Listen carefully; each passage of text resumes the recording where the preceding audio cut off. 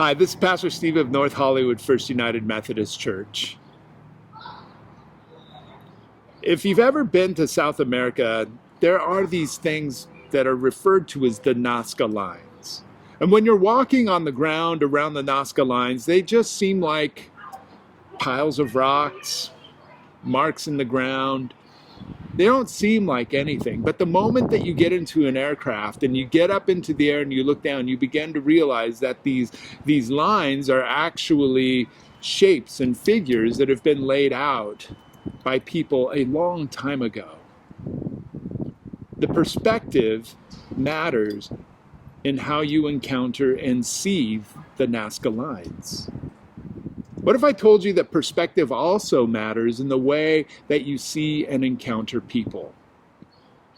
When we see people from our own perspective, there are so many different ways by which we receive our first impressions, and there are so many different ways by which we judge those people. And I don't mean that in a pejorative way. We all do it. We make decisions about how close we are going to let people be. We're going to make choices in terms of how much we're going to trust people. And it's based upon how they treat us, how they treat others. But there are other things like appearance, like race, like gender, like culture. There are all kinds of things that go into the ways in which we view, evaluate, judge people that we encounter. But those perspectives are always our perspectives. And what if I were to tell you that the Christian faith calls us to take a different perspective? A perspective that isn't ours, a perspective that belongs to God. The Apostle Paul wrote that because of his encounter with Christ, he no longer regarded people from a human point of view, but rather he tries to see people with the eyes of God, with the understanding that every person is a new creation in Christ.